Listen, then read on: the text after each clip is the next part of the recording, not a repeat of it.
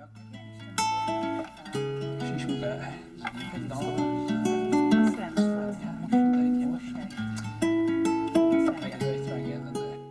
story I'm going to share with you guys today is about being at bush when I was a kid.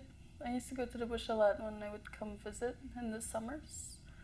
And that's where I learned how to write my name in Cree. My grandpa doesn't speak English. He only speaks Cree, understands Cree. And that's something we bonded over when I was a kid. And that's something I think I will always remember because I still remember how to write it. And we didn't have much to bond over as we couldn't communicate like that. But when we were kids, we're able to communicate with our elders in a much easier way. And that's the way we bonded over my childhood. He taught me how to write my name in Cree with the syllabics, and he helped me learn how to play solitary. We played cards a lot, and that's one of my best memories growing up because I bonded with my grandparents, and I think it's a memory I will cherish forever. We used to play outside a lot, and my aunt would take me down by the river. There was a river near at their old camp. We would go throw rocks, and I remember I was impressed with how she could just skip the rocks so far. I still can't do that to this day. I wanted to make more time soon to go because my grandparents are starting to need more help in the bush when they go. They're getting old. My grandpa, that's where he's most happy. And he's not able to do all the things he used to do. It's more like about connecting with yourself. Like understanding yourself when you're a young adult and you enter your 20s.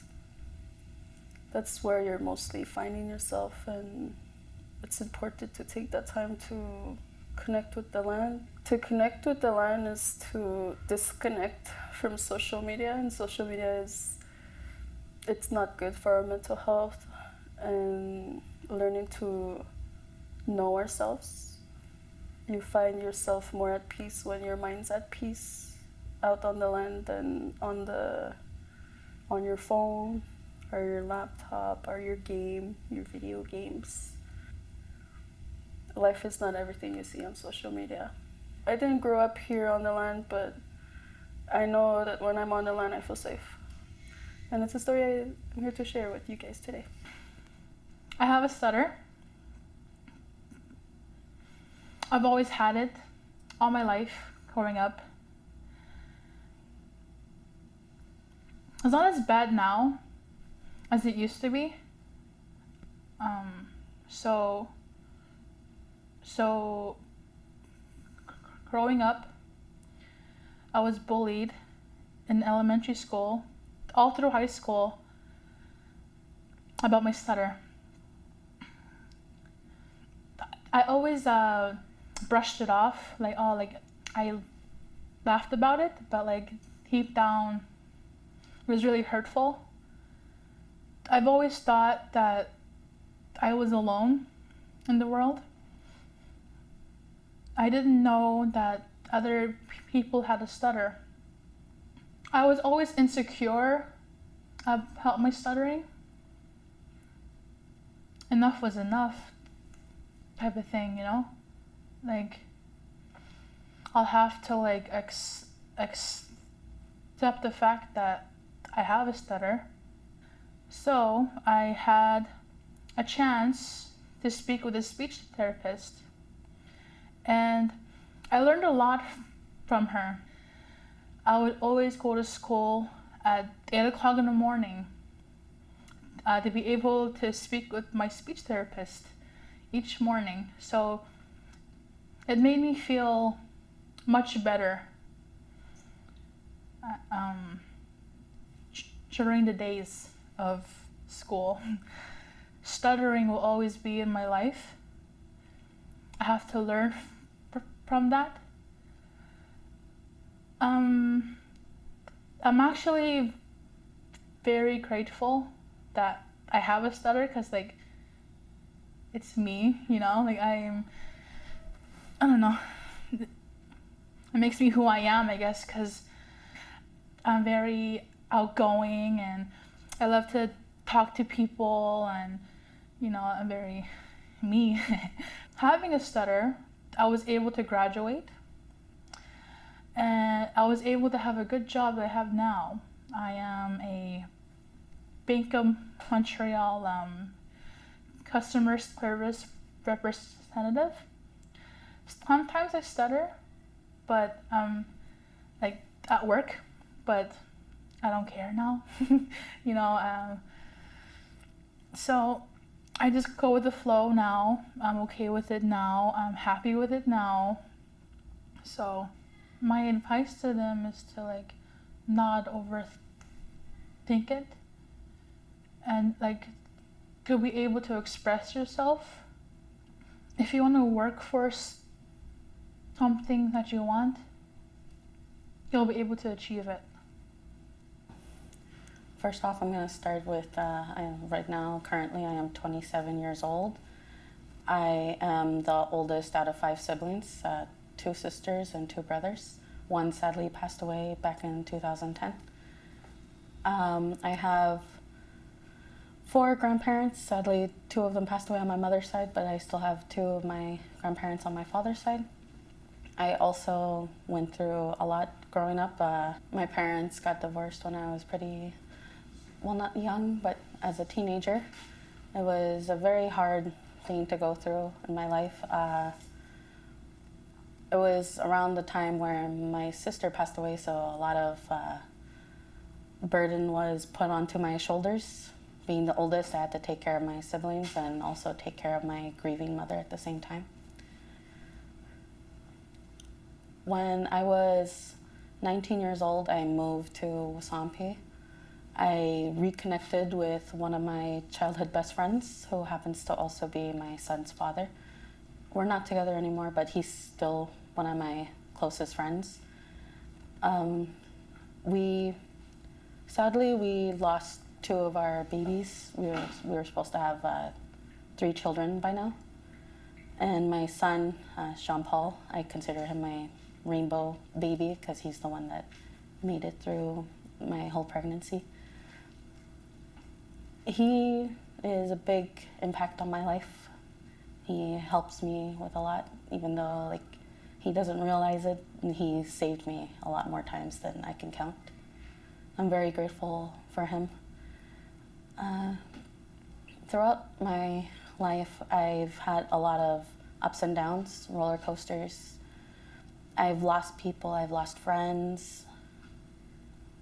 People ask me how I can stay strong with all of this, and the one thing that I always tell people, it's you gotta think about who you're doing it for. Like for me, I think about my son whenever I think about anything to do with my future, or I'm doing this for my son. Currently, I'm in school. I'm doing it online. I'm taking hotel and restaurant management. I am going on about to finish my first year. We're going to be concluding this course in December of 2023. One thing that I would say, if someone's going through a loss in the family, talk to someone, talk to your friends, talk to an elder.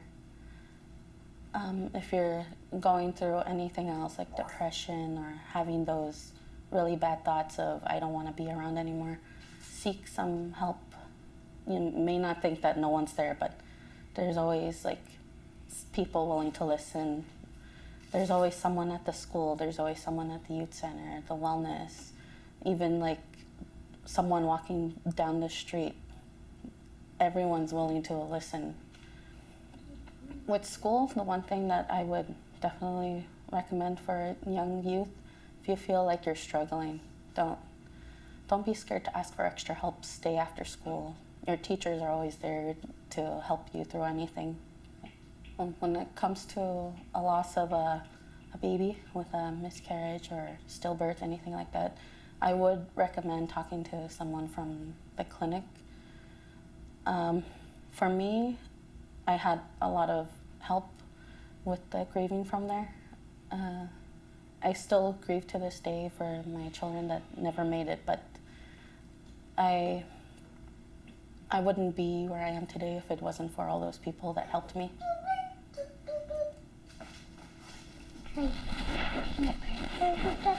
Yeah, you're gonna look at the camera and you're gonna say, "Hi, I'm John Paul." Hi, I'm John Paul. No, you can say it louder. Say, "Hi, I'm John Paul." Hi, I'm John Paul.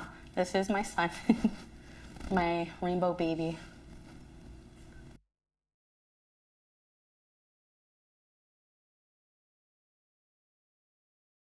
Decided not to drink when I saw my parents at a young age, like when I was a kid.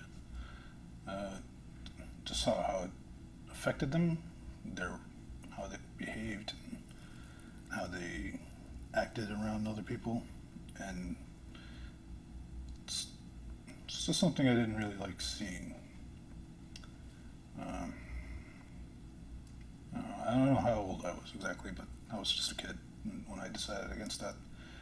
Just kind of said to myself, I'm not going to do that when I grow up, and I haven't started at all. There was a time that somebody almost convinced me to try a beer. I just remember back to, not wanting to do it. And also my friend, who was sort of like me at the time too, didn't drink, he started drinking. I didn't want to fall in that as well. I've also kept away from smoking cigarettes, doing drugs, because I just don't see the appeal. But alcohol is always the biggest one for me, I guess, that plays a part in me wanting to stay clean from that. The way I view it is that I don't need it to have fun. When I learned that I was going to be a father again to my daughter, Kaida, I made a promise to her while she was still just a baby that I would never pick it up, never start. So that way I could, I guess, set an example for them in the future. Both my girls know that I don't drink or smoke or do drugs. Well, I feel like the odd man out all the time when it comes to people like having drinks or sharing drinks or doing stuff at a party. It's not like I can tell them to not do it. It's everyone else's choice. It's just not for me. I try to treat it as, it's just, me hanging out with my friends, There's some instances where it's funny, but there are others where it's just completely the opposite, where it's just depressing or sad. When it comes to alcohol, I find that most of the time, people who tend to hide things, like emotional things, that stuff tends to come out more often than not. I guess up to a point, it can be, fun for them, but then when they overdo it, it just gets to that point where it's no longer fun. I notice that there's many reasons that people rely on it. It's like either to forget, but it's always temporary. I don't think anybody really needs it, but there are reasons for other people why they need it, or I just don't have any reason to start or to use it. Find a way to convert your energy to something else, I guess. Find something else to do. Like, I play video games. I play music, or I listen to music. I write stories too. Something to keep my focus somewhere else. I don't focus on anything that I don't want to waste my time on. Don't do drugs. Don't drink that. We just had our new cabin, our own cabin, us, Meepo family. We go hunting there, fishing. I plug my brother's kills or clean them. Sometimes there's a fishing derby there too. There's a lot of cabins there, campsites. A lot of Wemindji. It's nice going camping there. And there's service over there. There's no alcohol over there. And I saw some people change ever since they went at our camp. And I know someone was depressed, and when she came there, she was happy. She felt good, and she said she wanted to go back again. Some young people are addicts, just drinking, doing drugs. And I noticed some kids started drinking too on goose breaks. I don't see them going to camp or those kind of stuff. It's like a therapy, staying at camp for people to heal, like when they have depression or that kind of stuff. It heals them when they go hunting. It just gives them relief. Life is better staying at camp. I'm here to talk about pursuing your education further, whether it's going down south to school or taking the course at the local level. Your priorities are reaching your goal, finishing and completing your program. One of the main sacrifices you have to do is put aside any family events or things that you want to go and do for fun. You have to put them on hold and concentrate on your studies.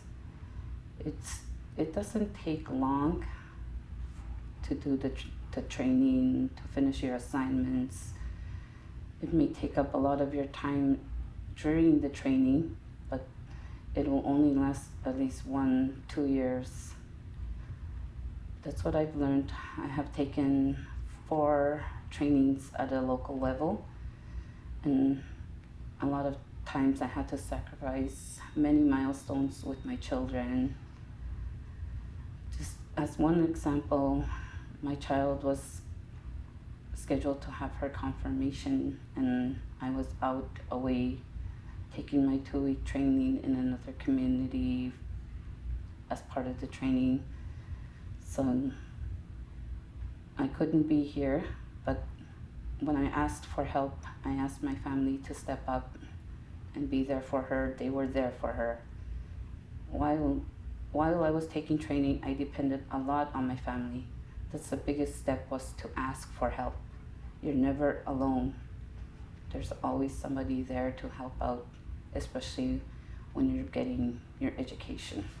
Uh-huh. Yeah, we were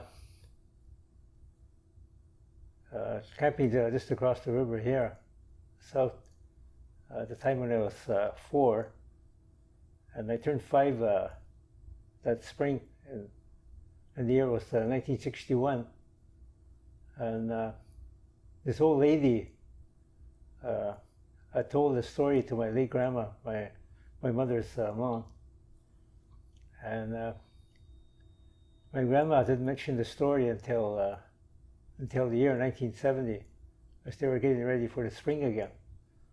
And I guess she had forgotten somehow, like from time to time, like to mention the story. And what the old lady had told us, just west of that hill, just across here, just across the river here, there was a camp with several families, like in a big teepee, and they noticed this small pup that was at the camp, always running eastward, like just off the hill, and barking below, where there's a small pond. And from time to time, it would be doing that, and they could tell from the sound of its barking that the little pup could actually see what it was barking at, and like as if also or it might be afraid of whatever it was, and it was barking really loud at times. So this one man at the camp, I guess, was determined to someday like a check to see what it was.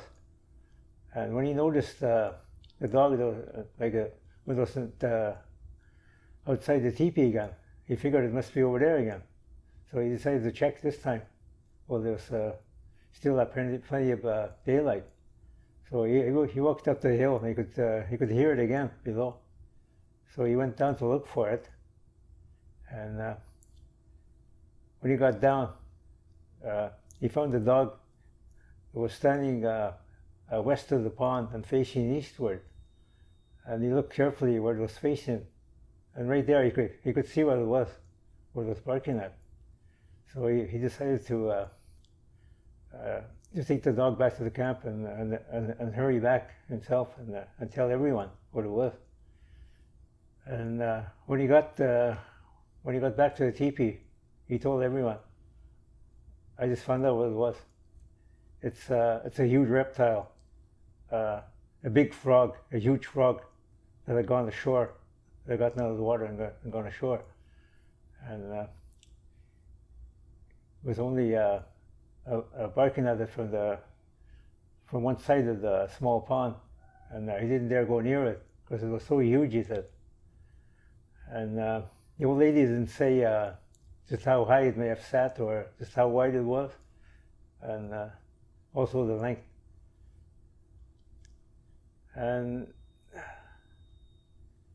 the story may have been also during the time when these Cree Native people were cursing each other a lot. It may have came from a curse.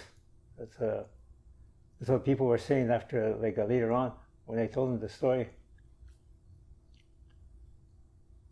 And also the lady didn't say where the reptile may have came from, or how it got there, and how could it have been that big, and she didn't really say. So that was the story. The story may have been more than a century old, when she told the story in that year in 1961. She told the story to my grandma in 61. Because there's these islands that they call them walrus islands, eventually, and why it was because there was a very large population of walrus on these islands, and there were hundreds of them. And the first time I heard that story, I always thought it was perhaps with some of the elders that I saw, as a little boy growing up. It was probably during their time. That's what I thought right away. But later on, I found out that it was actually in the 1600s. So I figured, that story may have been, somewhat like that too. Yeah. Some people think that there could actually be something, so much, like a chunk of territory, all over, rivers and creeks, there could still be something around like that. Because they also came across the first time they settled here. It's westward from the community, and my grandma also told me where, but people were told not to go near that area. Some men came across a burrow, a huge burrow, and they could tell it wasn't a bear den or a fox den or a wolf den, but it was actually a burrow going in. And there was actually evidence on the outside that something had been either in and out of there, and that they didn't know. And I guess somebody ordered either a chief or whoever, just don't bother with it. Inform all the people not to go near it.